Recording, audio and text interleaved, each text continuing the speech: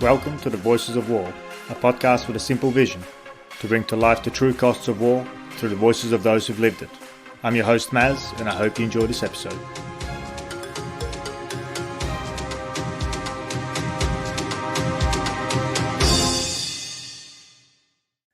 My guest today is Brendan Cox. He has spent 25 years serving in the Australian Army, first as a soldier and later as an officer in the Infantry Corps. During his time, he has done a number of operational tours, and his first one was to Bosnia with the British Battle Group, which is naturally of particular interest to me. He also deployed twice to East Timor and later also to Afghanistan.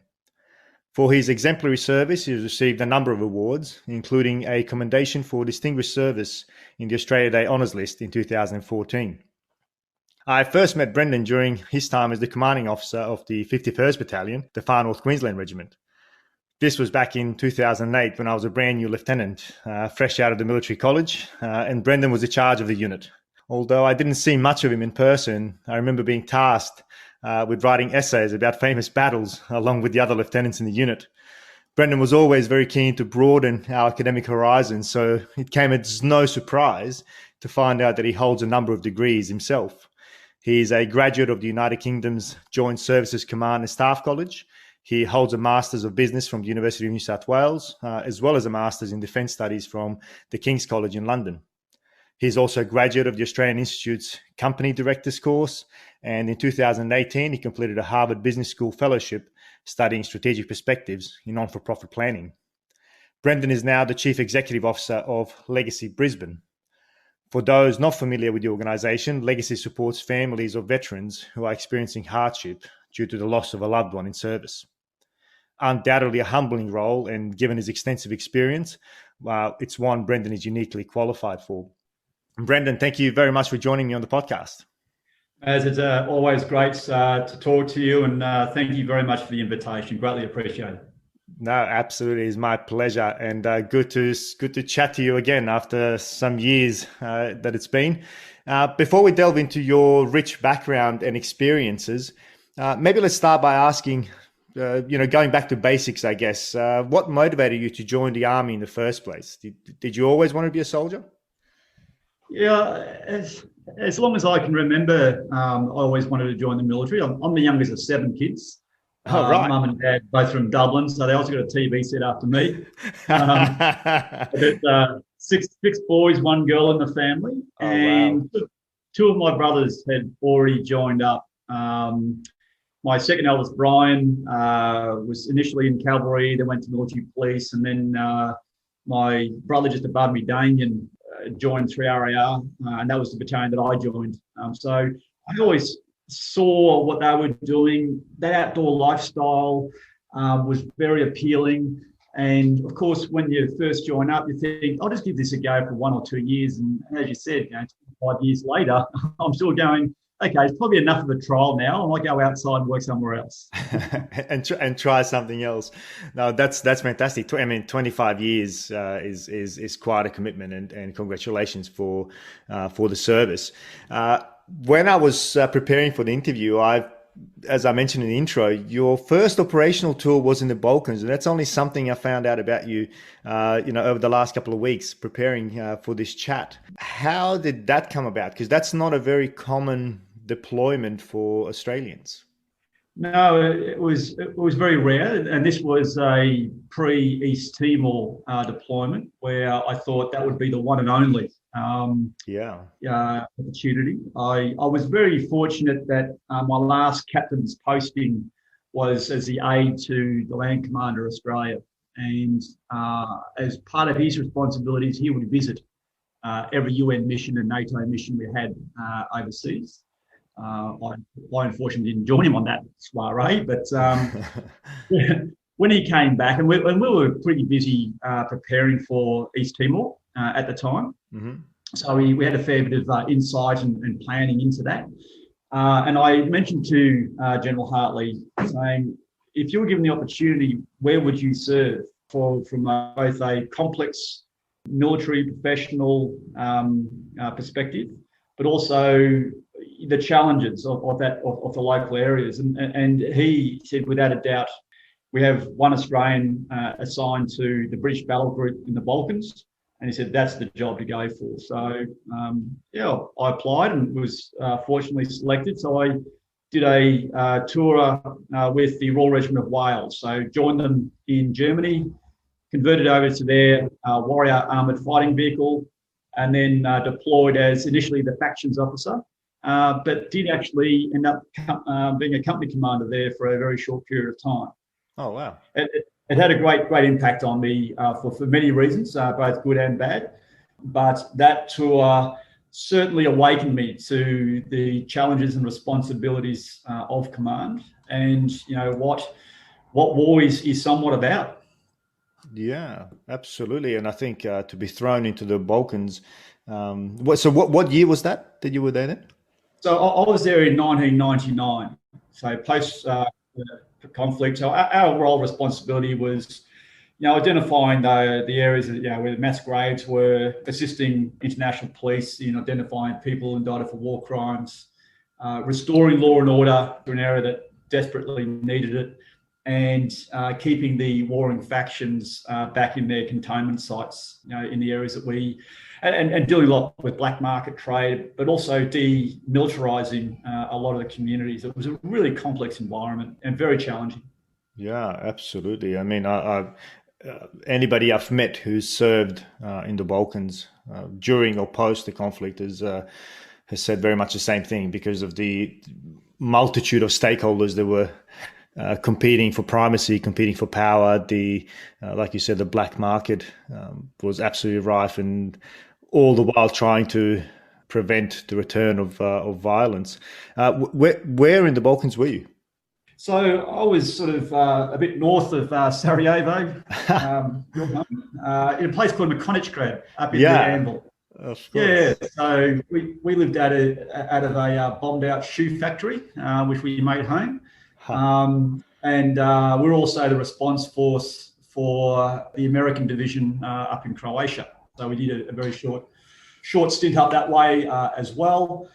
But I was amazed by the brutality of that war. And I know that you are very much aware of it. But for a young captain coming out of Australia, living the beautiful lifestyle that we have here in a very secure, comfortable environment, and then to be exposed to a very educated and for all intents and purposes, very advanced community, but the way they just turned on each other was really confronting. And that was when I was the company commander. I lost two soldiers under my command. Their Warrior armoured fighting vehicle I was there for a winter tour. Mm-hmm. Hit black ice, went off a bridge into a known minefield, killing two, one instantly, one very shortly after, and significantly wounding the other three. And to have that sort of challenge thrown at you as the lone Aussie in command of a 200-man sort of warrior company group was very confronting. And I did question myself, what change was I going to bring to that country, and feeling probably really the first time not so much useless, but just saying, why am I here? What is my impact? It was a real challenging environment.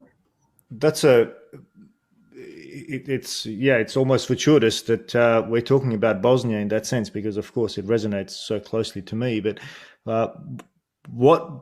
how did you answer that question? That's a really insightful question, and as you say, particularly for a young captain from Australia with a British battle group, so commanding soldiers who you arguably didn't really know that well, didn't probably train for that long with, and all of a sudden you are now in command. I mean, that's quite a daunting list of challenges. How did you firstly deal with that, and then also what were some of the, how did you answer those questions about, what am I actually doing here?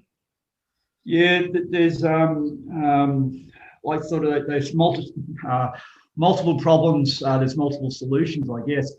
But the first thing I learned was the value of a great, for me, company sergeant major, a great trusted ally that you could speak openly and honestly to, and ultimately expose some of those concerns. And I had a great company sergeant major, and That fighting vehicle was returning from our last recon patrol for a major operation to occur within the next 3 to 4 days. And my initial feeling was to say, well, perhaps we can hold this operation up. Perhaps we just need to reconsolidate. And we talked about that at length, and we decided, no, it's best to get back up on that horse and get on out there and not so much justify the loss of life, but just give some reasoning in behind it. So when we speak to the families back in Wales, they can understand what the outcome was. So whilst professionally the response was there and everyone observing, from an inward sort of perspective, probably didn't see that too much of a change in me. I might have been a bit quieter and what have you. But internally, it's a different issue. I think you'd appreciate, Maz, that I really drew on I had an Irish Catholic upbringing, so I really drew on some of that spiritual interiority search about my values. And I came to the conclusion probably 7 to 10 days later that I was never going to change as one person the circumstances of Bosnia. And what I could do, however, is potentially change the trajectory of one family out of the township at our front gate in the Connacht. And so with that, with the true belief that a strong family makes a strong community, makes a strong country, our next patrol into the Connacht, and not forgetting here, these are minus 30 degrees sometimes. We found a bombed out, there was plenty of bombed out houses there, but we found one family living in, no roof, no door, no windows, just living in the shell of their home. And, they weren't going to survive the winter. So without exposing them, patrol after patrol, we provided the stores, hidden in the bush, and that the family basically restored its house.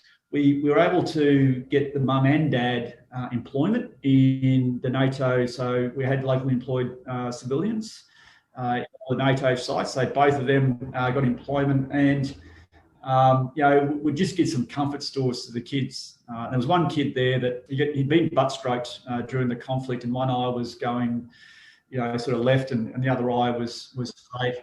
So, just provided them footballs and, cuddly toys and things. And that gave me my spiritual and personal energy to really apply myself to the military challenges ahead. And where this story finishes, Naz, is when I finished my tour, the next Aussie captain that joined the next British battle group come in, I said, look, here's a family that we've met. I've selfishly, invested into them for my own spirit, and and explain the circumstances. And a bit later in my career, when I was doing my pre-command course for the half colonel, so that's about 10 to 12 years later, an Aussie captain came up to me and said, "Were you the Captain Cox out of Bosnia in the 1990s?" And I said, "Yeah, I was." And he said, "Well, that family had been handed over by every Australian officer, and that they said to say thank you." They'd moved to Banja Luka, so the biggest city down the road. The child had restorative surgery to the eye and was at the university doing a university degree. So, wow, what was probably my darkest time, personally within the military, and I had struggled. There'd been a lot of tears and all the rest of it, as you remember those sort of those incidents. It soon became the greatest honour and privilege I've had, knowing that a family with a small degree of effort from me and other Aussies had survived and flourished in an environment that was exceptionally challenging. So you just never know where some of these stories end. But it's a wonderful reflection now for me. When you sometimes think about the loss of life and whilst those two fine soldiers, why they died, and they ultimately were part of the solution, certainly for this family. Wow. Yeah. Well, firstly, thank you very much for sharing that story. That's a very humbling story. And as a child from that conflict, somebody who's also been helped by various individuals along my journey out of that war through Germany and then into Australia, I can also echo that those moments of kindness by absolute strangers make a world of difference. I know they certainly made a difference for me throughout my life, and it's partially what planted the seed or nurtured the seed for me joining the military as well, is meeting military members from other countries who've kind of showed me what we now refer to as good soldiering. And I think that's very much speaks to that point. Even though you harbored some of your own demons and you were trying to heal your own demons through it, but I think helping others certainly helps us along the way. Thank you very much for sharing that. That's absolutely amazing. And also as an ethnic Bosnian, I can warmly thank you for your part. So when you returned to Australia, because I think, well, as you said, this was in the pre-Timor days, and at that point in time, Australia was largely, or our army was largely peacetime army. Now you had returned from active service in a very, very complex environment, arguably very geopolitically complex environment. You had lost soldiers under your command, which again is a harrowing experience, but I think one that's, again, rather unique, certainly at that time. How was it? How was that coming back into the peacetime army in Australia? Seeing, firstly deploying with a different military into a different operational theatre and being in a pretty intense environment, to then come back to the peacetime Australian army. Yeah, it's the one thing that when I reflect on that, whilst we were a peacetime army, we certainly trained hard, and it was certainly the level of training the Australian Army invests in the individual really held me in good stead. So it's one thing the Australian Army, I think, has that phrase, batting above its weight, or however you want to term it, but we do invest a lot of a continuum of training for our soldiers and our officers that really holds us in strong stead when we compare ourselves, I guess, to our peers in other countries. Now, to return to, so Australia had deployed its first INDEFET force whilst I was over in Bosnia. So we'd started the commitment to East Timor, and I returned to the 1st Battalion Royal Australian Regiment up in Townsville, who were warned out to deploy in that second rotation after INDEFET. So I came back. Little was known of the, what happened in the former Yugoslavia and in Bosnia, and because I suppose the battalion was so busy, and I dare say a bit excited about its first operational tour since Somalia, they were a bit focused on that. And interestingly enough, the commanding officer, when I arrived at the unit, said, "Look, you've been overseas already. You've got to stay home for 3 months and do OC re-details." For your sins. For my sins. So a bit of, welcome back, but, sit back here. But I've got to say that, once again, these life throws you opportunities, and I actually needed that time, to tell you the truth, to probably decompress a bit personally after Bosnia, but also invest, in my partner and soon to become wife, and also learn about some of the complexities about families who stay behind. And I think sometimes we don't appreciate enough what they go through. And as the battalion went over in those first 3 months, when I was at OC re-details, I used to have information nights for all of our ladies and families staying behind. And just the anxiety and concern when you heard of incidents overseas and people couldn't communicate, if there was a death overseas or if there was an injury overseas, they wanted answers straight away. But of course, as you appreciate, there are some protocols and procedures that the military must go through to ensure the right next of kins are informed, and therefore all the other people who are around that environment are as equally concerned, is it their loved one? And you had to be that sort of front of the military face as the welfare officer, basically saying it's okay, but the obviously anxiety and concern of those families was very evident. And it was something I always carried forward in ensuring good, strong communication channels on being proactive as opposed to being reactive all the time, to gain an element of trust when anxiety does prevail. Yeah, absolutely. And I think you touch on a very important point there, and one that is probably not discussed often enough. And that's, the families that are staying behind, because as soldiers we train for a job, and more often than not we're excited when we're deploying to go overseas, but the families that are left behind are the ones that are arguably doing the hard yards. And I think that also and I think it'll all tie it in well, because it's now starting to make sense how you ended up working with Legacy, which we'll certainly come back to very shortly. But I just want to touch on a little bit more on your experience at Timor-Leste, and then we'll definitely talk about the families and the importance. But you also deployed to Timor, is that right? Yeah, so I did come back as a captain. I did my promotion course and then deployed as OC Alpha Company 1 area. So I had my own subunit command on that first tour.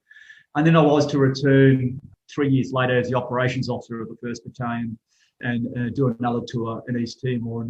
And it was wonderful. It was a real honour to do that, because you saw the progress of the country that wanted to really embrace the freedoms, the new freedoms they had established, and work hard at it within the limited resources they had. So to see the evolution of Timor between my first and second tour was really pleasing and quite rewarding, because if you only do it for one short period of time, you may not appreciate the true impact of those small durations of tours and how that plays out over a long time.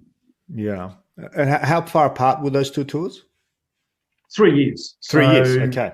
Yeah, so it was quite good. So we went, so the first tour was very much in our area, patrolling the ground, providing a secure environment, working with international police to get security back happening. So very much what we call green ops and blue ops. So green ops, where you camouflage, go into the bush and you do your infantry skills and tactics. Mm-hmm. And blue ops is where you do more the reassurance patrols. You put your blue hat on, no camping, but you go into the villages, very remote villages, and talk about what's happening from both a threat perspective, if there's any militia operating in the area, through to how does this village sustain itself, what needs do you have, how can we support you. And then on the second tour, it was very much training the local Indigenous forces to do their own security. And whilst, of course, we still had a strong element of a hard shot of what we could present to any threat, it was all about Indigenous capacity building. And it was really good to see. And how well were you prepared for those different challenges? And I mean more from the understanding of the human terrain, understanding the culture, being able to build relationships. How well versed were you with that? Did you have language skills, or did you have linguists, or how did you do it? Yeah, we had linguists assigned to each of the patrols, and those linguists were Australian soldiers who'd been trained up in the local dialects and languages. It was interesting.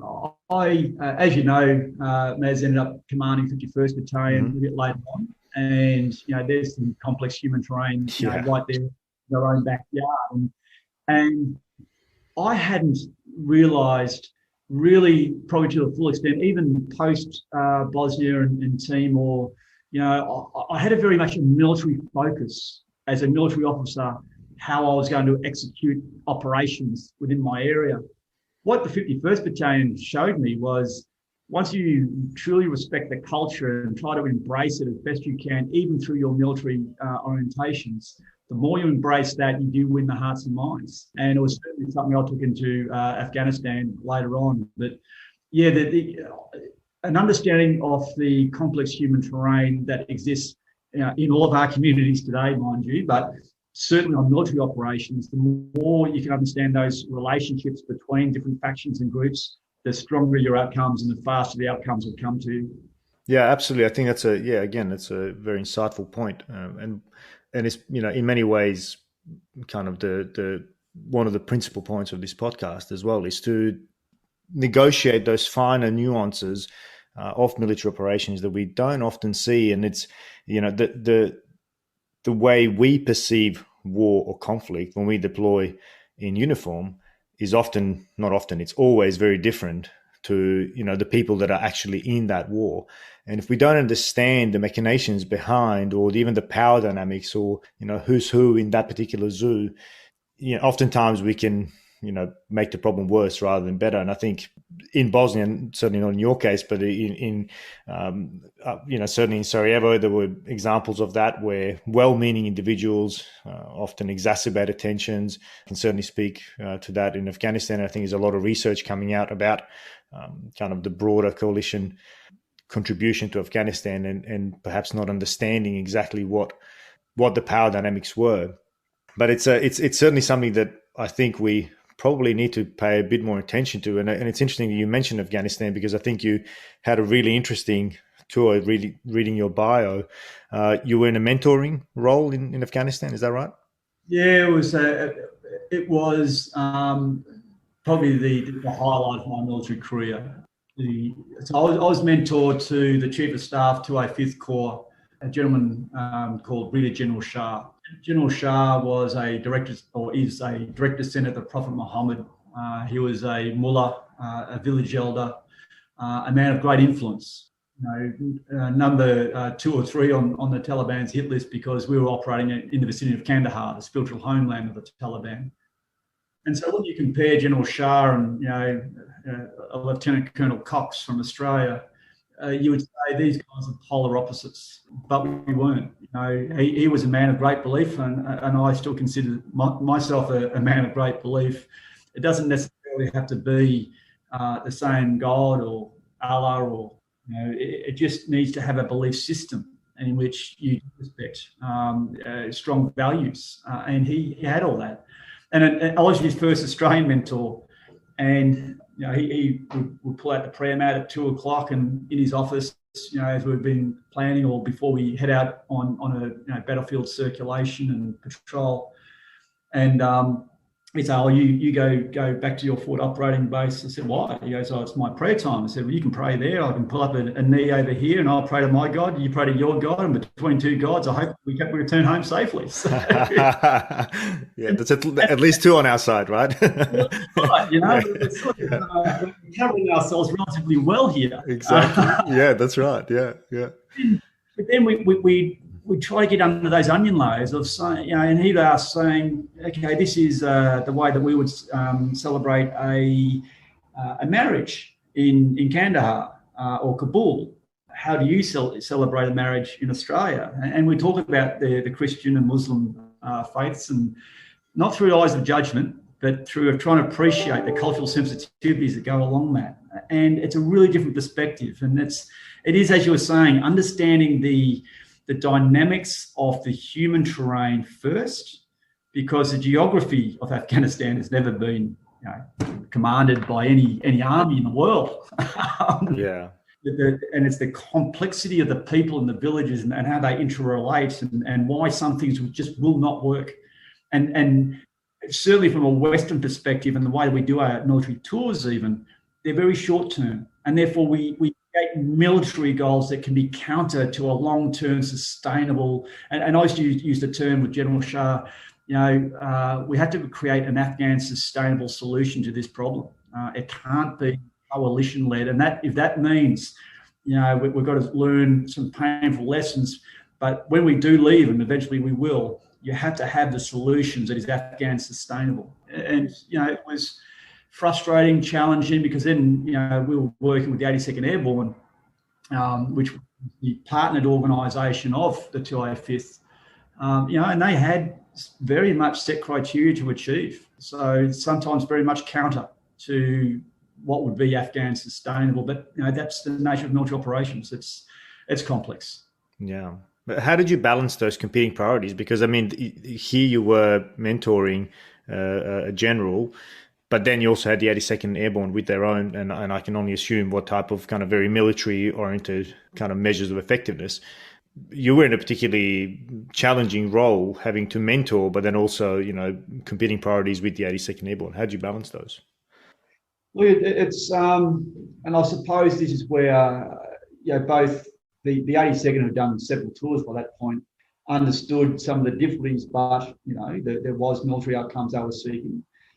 And equally, General Shah, who had been a soldier since he was the age of 12, understood some of the demands placed upon them Now, for me, sometimes stuck in between, there's been the messenger to both sides of bad news and then copying it equally from both sides on how to recalibrate that message.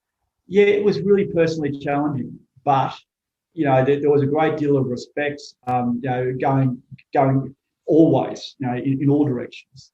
And sometimes you just had to bite the bullet and undertake orders that you thought or knew were not of the best for one of those agencies or one of those groups, but you executed because they were the orders of the day. And sometimes you can't attach yourself too personally to those. You have to understand where your sphere of influence starts and ends. And sometimes, particularly in the military, you've got to get on with it because there is a higher, broader, more strategic perspective, or there are things happening that you are unconscious to. And therefore, that level of trust must be, it doesn't make sense to me. It doesn't mean it isn't a valuable contribution to the outcomes that we are all seeking. But you've got to be prepared for robust discussions, be on the front end of the decision to represent, as passionately and as objectively as you can. But once that decision is made, it's getting on with it. Yeah, absolutely. I mean, and I think given the person you were mentoring, I can totally understand why you say it was the highlight of your military career. When you think back to that tour, what do you remember the most vividly? I think the thing that I always probably reflect upon was once a week, before I left and travelled with the Afghans, we'd be moving with Afghan vehicles. And so I wasn't in like the Bushmasters or any coalition. And whilst we have, overhead protection through the Apache and other aerial support there was, I felt exceptionally vulnerable in when doing this one specific weekly patrol that we had to do, because it was all about getting to the provincial governor and having basically what is a security coordination at the provincial governor's house in Kandahar. And here I am in an unsealed, some of the doors wouldn't even close. We are stuck in traffic jams, and like every day and night there was bombings. There is going, how the hell did I get myself here? Yeah. I laugh about it now, but I can tell you it's certainly one of the and I don't think I've ever mentioned it to my wife. So hopefully, I'm sure the podcast here has, but yeah, you might have a bit to answer for when she hears it. But how you sometimes get these feelings that that can make you a cold sweat, that can give you the tingles on the back of your neck. That feeling I had on several occasions, but certainly my first one, going, oh my God, this is ridiculous. But we got through.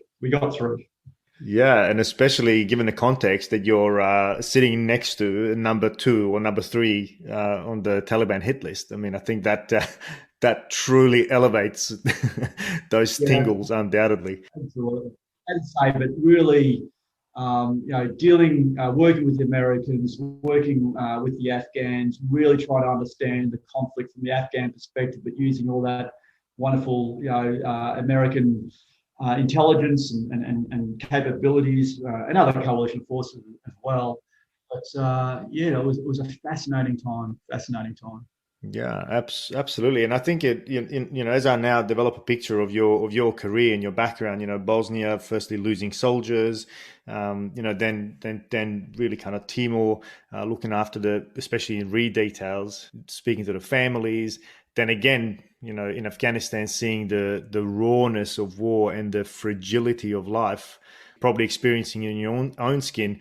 I think the important point here is that when we go to war, and I mean, we Australians, we go well equipped, we're well armed, we're well trained, but you were supporting the local, the Afghan National Army, and you were riding around with, arguably one of their most senior members, but rather very, very exposed, which I think is again a really unique experience.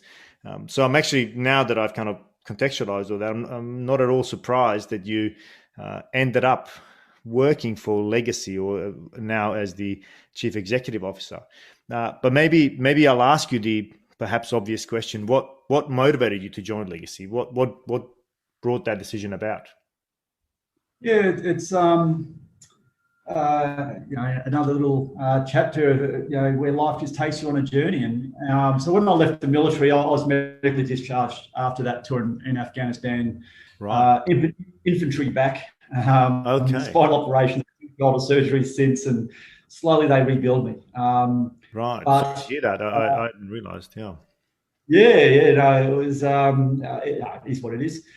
And so I had this a bit of difficulty in my transition. And I've got to say, it was probably my ego was my biggest hurdle to jump. Is that I thought, oh, I'm a half colonel. I've got those degrees you spoke about at the start, and who the hell wouldn't want me? Yeah. I was probably reading too many of my own reports, and Yeah. I probably didn't put the effort in, to be absolutely honest, to contextualising that for a civilian audience. On what leadership was, what management was, in austere environments, and so therefore I wasn't getting the jobs. But there was a leap of faith taken by a financial services practice, and the two directors, who are very good mates today, took me on as their general manager to build their team of about 20 to 30, and where I'd been sort of knocked back by every other sort of industry and group because I lacked industry experience, and that was the common sort of issue. 1 year later, we ended up being the inaugural national practice of the year for the Australian financial services industry. Wow. And on a speaking circuit around the country, telling people how to manage an award-winning practice. So it was a bit of a and look, things are going great. Arthur J. Gallagher wanted to invest in the Australian market, and they approached this group. And about a week later, we were in Chicago pitching to the second, third biggest brokerage in the world. And these two directors became millionaires overnight. And I should have had shares. Yeah, I think another conversation you'll have with the wife. That was one of those turns that didn't go the way I planned. Yeah. And I was then going to look at becoming their sort of national manager. And so things were looking really good. And then my wife and I and the family were on holidays down the Gold Coast. And my mate gave me a call. He said, "Hey, look, have you seen this job in Legacy advertised?" And I had a look at it and said, "Wow." And I spoke to my wife because obviously, not-for-profits aren't seen as the highest paying. Yep.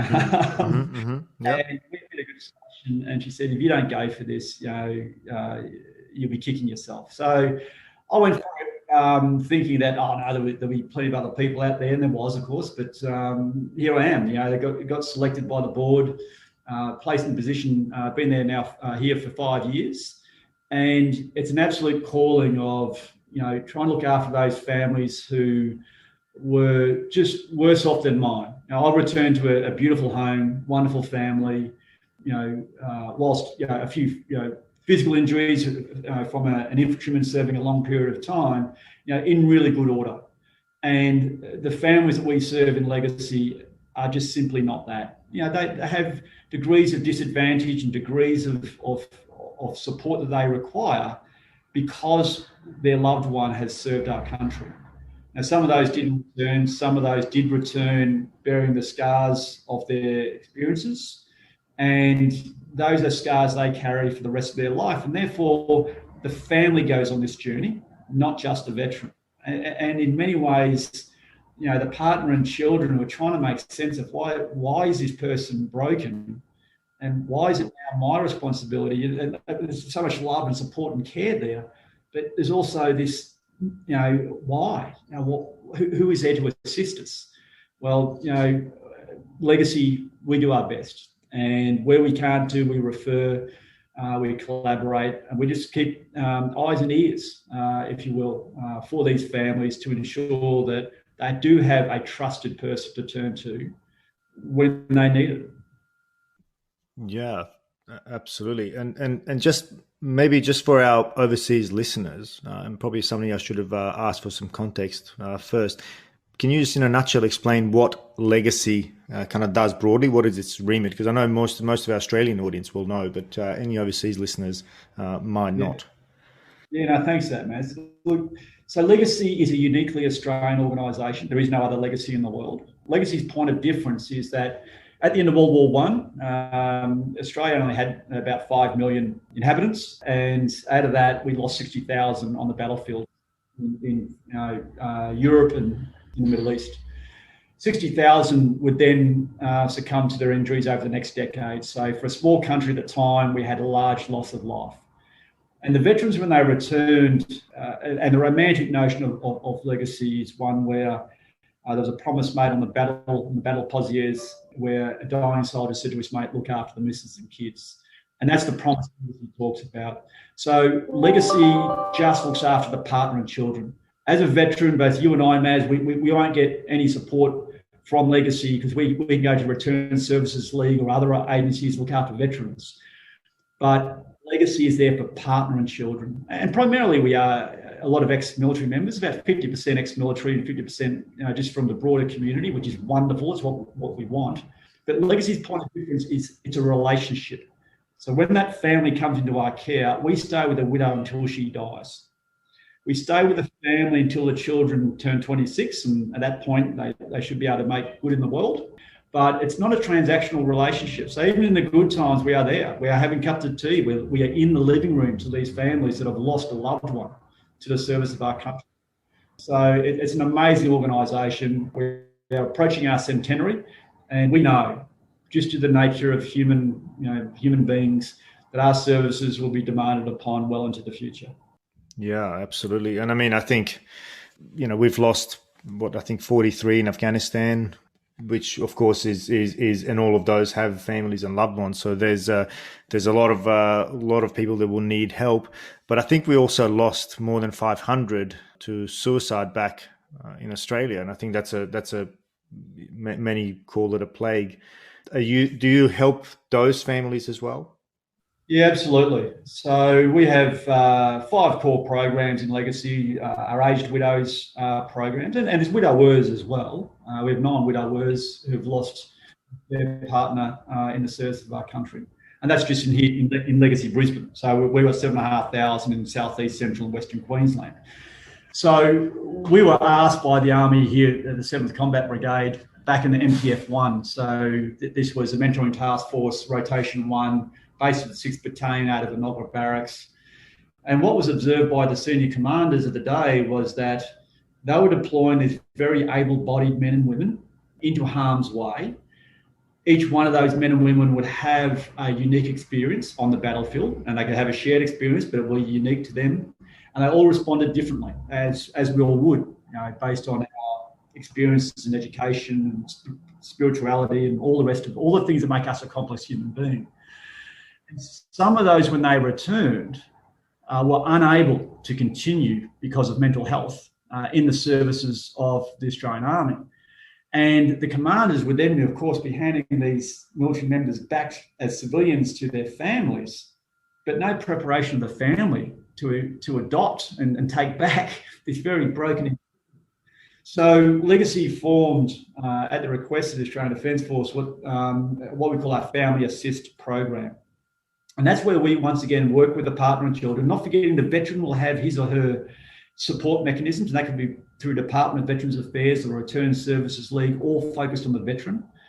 But we then assist the partner and children to understanding what avenues and what support mechanisms they have and how long this journey will be in supporting. And they are the first responders to the veterans' good and bad health. So this is the importance of having a relationship-based model, not a transactional model. So because it's a relationship-based model, the families develop a strong element of trust with Legacy over the period of time. They're not calling into different people all the time or being an unknown factor, because this goes in cycles. There are good days, there are good years, and then there could be a bad trigger. And who knows when that trigger is pulled.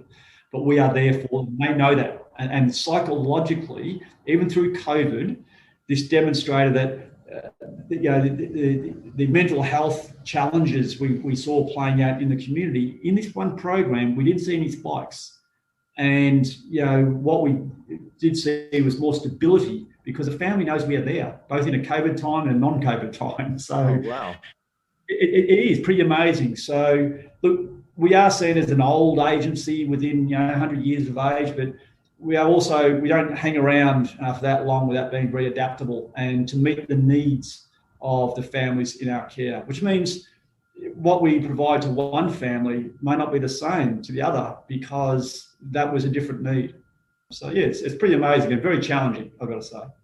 Yeah, undoubtedly, and I think there's a beautiful story here as well. I mean, when you talked about you being read details for the guys deploying to Timor and having to deal with families and to help them understand, I think you've kind of done a full circle of now being in charge of an organisation that particularly looks after families. You said, of course, that it's particularly challenging. Maybe we'll focus on the families first. Perhaps an obvious question, but one that I'm sure many listeners would want to know. What are some of the biggest challenges faced by families of those who return from battlefields around the world, with various mental health challenges, questions, and so on? What are some of their biggest challenges of the families? Yeah, and once again, I understand that's a broad question, and probably, like you said, every family is different. Absolutely. So, and I've said a few times that your experience, Maz, mine, even in similar areas, will be somewhat different, and therefore our response will be somewhat different. But what are some of the commonalities that I see? Is like I actually, as I said, I consider myself both mentally and physically healthy. But I have my bad days, when I think about, the loss of life, the experiences of those around. But I don't speak openly about these. Well, I'm probably starting now, speaking more openly to my kids because they're older, but also my wife, because as you'd appreciate, is they don't understand the environment because their experiences are one, as I say, of a beautiful city like Brisbane and a wonderful environment and great communities. And so when you try and then explain every degree, it becomes frustrating and the tensions build. So, what some of the common problems families face in supporting a veteran with a mental health issue is the openness and, that element of trust. And therefore, right down to the physicality of, nightmares, not being able to hold down a job.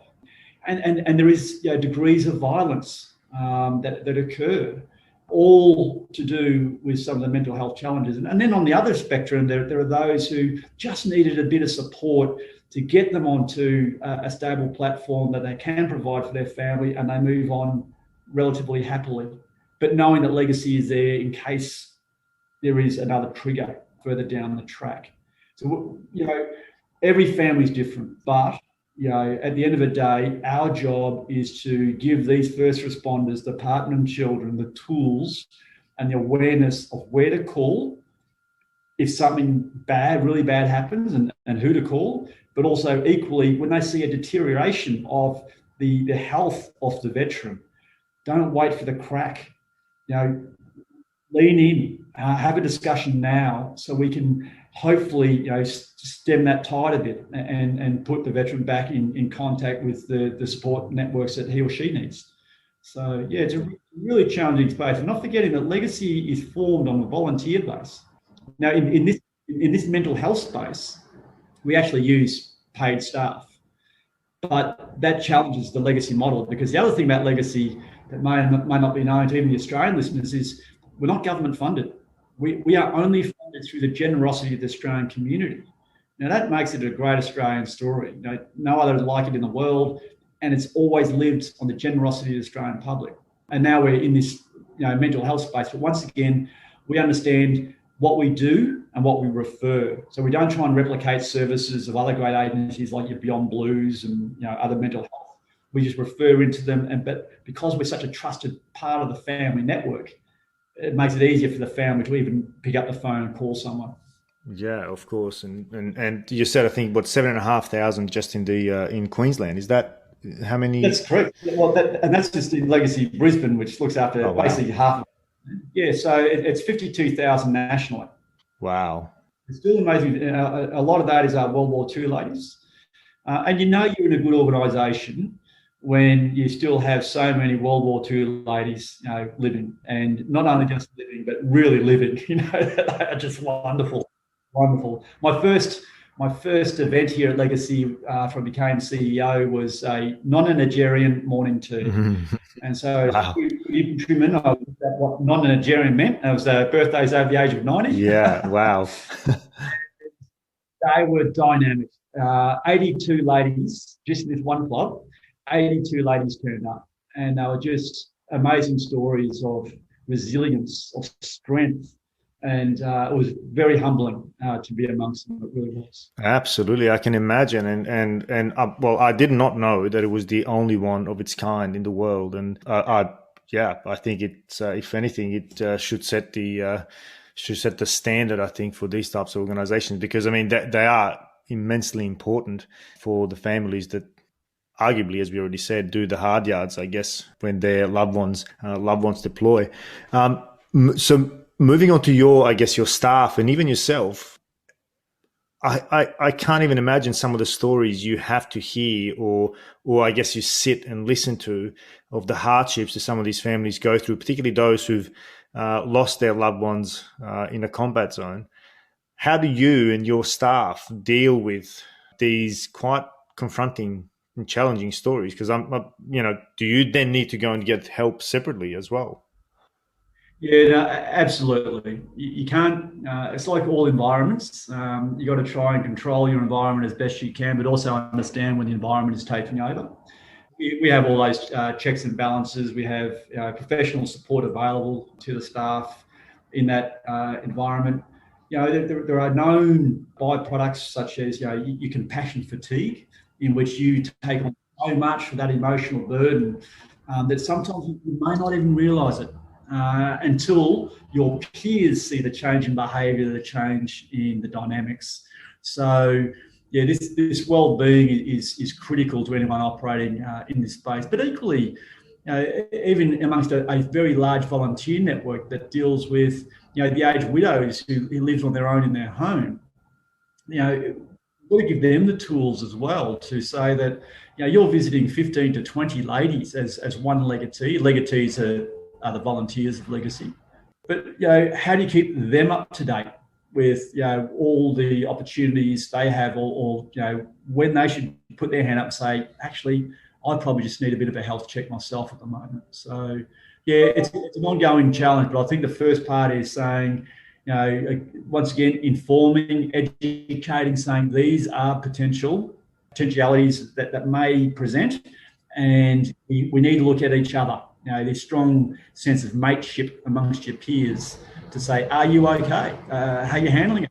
And perhaps you just need to have a little break. Yeah, absolutely. And I'm conscious that you're due for a break later this evening. Actually, you're going on a couple of days well-earned rest, so I won't keep you much longer. You've been very gracious with your time already. But a couple of more questions, if I can, because I want to really narrow in now on some of the youth work that you do. And this resonates particularly with me as a young person who was affected by war at a rather young age. I think that's one of the most honourable parts of what Legacy does. But maybe you can give us a snapshot of what are some of the activities that you do for children of those who've suffered in service of our country. Yeah, look, thanks, Maz. And you've had an amazing journey, and these podcasts you're doing are just fantastic to shine a light on areas that people just wouldn't know about. So when Legacy was formed, we were formed to look after kids. The theory of change for Legacy was that if we could get kids through school and give them a good education, they could look after the mum and they could contribute to society. So that was actually the theory of change for Legacy. So what do we do today? When I arrived at Legacy, we used to, as an organisation, look after kids till they were 18, and once they turned 18, they went beyond Legacy's care. And I had a gentleman, I'm sure he won't mind me mentioning his name, Ben Cox, no relation. And he was a legacy kid. His father had served in Vietnam, and he lost both parents very early. And he had a legacy that looked after him until he was 18. And then once he turned 18, he was sort of said, good luck, all the best. But when you think about that, Maz, there's a lot happening, certainly from an Australian context, when you're 18. You're generally finishing school. You have just probably got your license and you're allowed to drink. So there's a lot happening socially. So we decided to extend the 18 to 25, our youth leader program. So up until the age of 18, we will take kids away on summer camps here in Legacy Brisbane. So we start the year with about 60 kids on camp.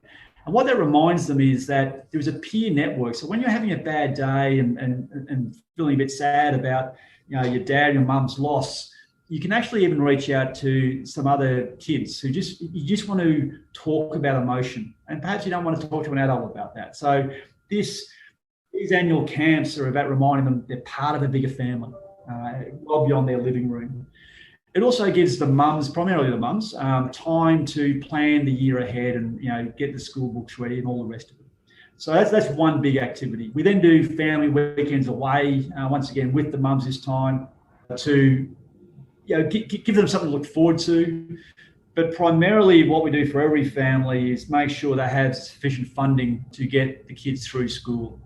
So when you lose a parent and therefore an income into the family, and then you have a sole parent raising a family, there are significant financial challenges, or there may be significant financial challenges. So our vision is to make sure there's no social or financial disadvantage to those families in our care.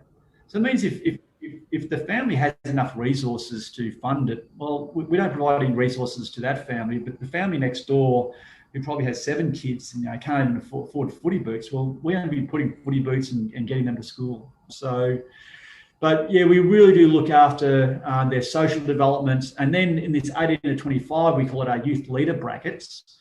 In this 18 to 25-year-old bracket, it's where we try and now nurture their leadership and management and personal, almost professional development. And we establish pathways. If they want to be an apprentice, if they want to go into general management, if they want to go into whatever field they choose, we mentor them along that pathway to the age of 25.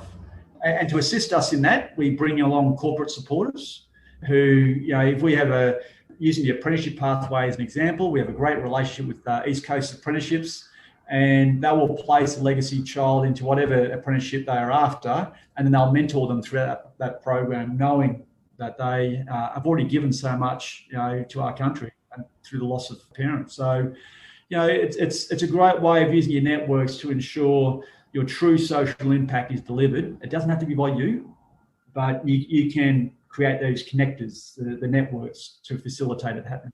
Well, I mean, it's very much like that family you helped in Bosnia, right? It's the same. It's the same idea, right? It's establishing relationships. It's developing trust. It's showing people that there are others out there who actually care for how you survive. And I think it's absolutely wonderful that you've taken that thread throughout your career as it really echoes.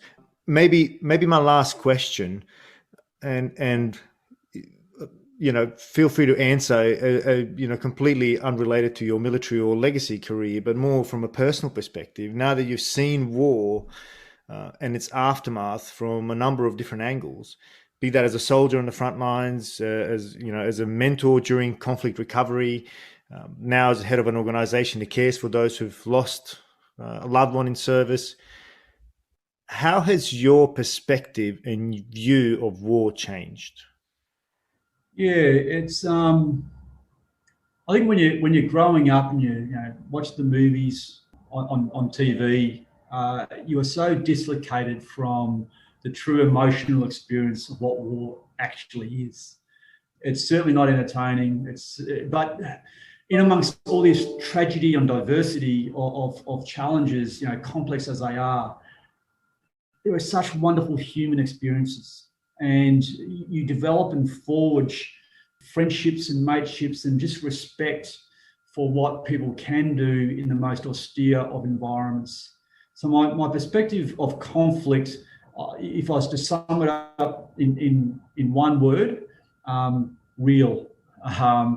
And real meaning that you cannot now, I cannot now emotionally disconnect from my experiences.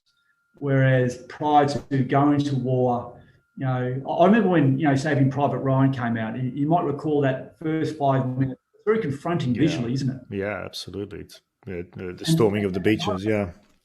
Yeah, and you go, wow, but that's all cinematography. It's very well crafted, and I think visually it does give you a bit of a, because you start having a bit of a shallower breath, and when you're watching it, you can never replicate the actual experience of any one of those people who stormed that beach without being a real strength of emotion, smell. It's so many things compounding upon you mentally. You just can't fathom that until you experience it. And dear God, I'd hope that no one ever experiences conflict. Unfortunately, due to the nature of our human endeavours, and there will be. But yeah, it's real, and it's hard to disconnect. Some of those memories.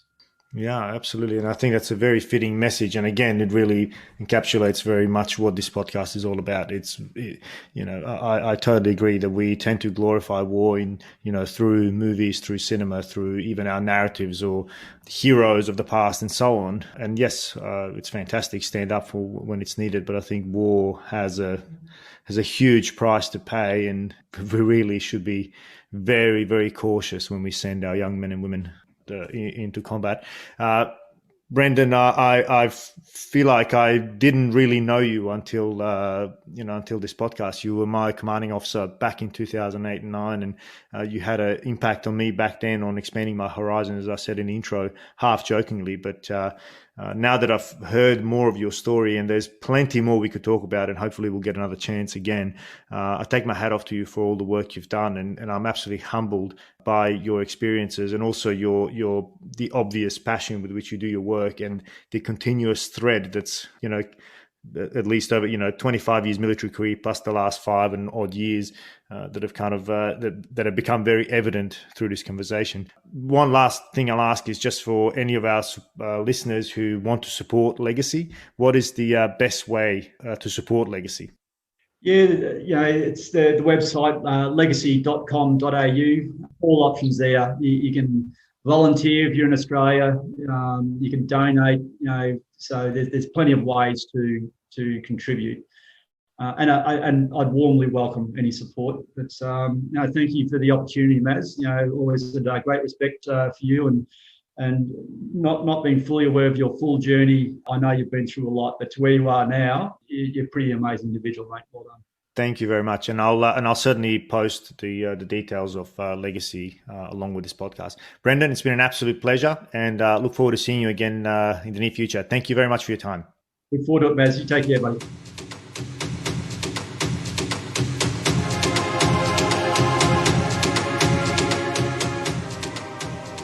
Thanks for joining us for another episode of The Voices of War. You can access all episodes on www.thevoicesofwar.com or by subscribing wherever you get your favourite podcasts. And while you're there, please give us a review, as we'd love to hear what you think. If you'd like to recommend a guest for the show, you can reach me on info@thevoicesofwar.com.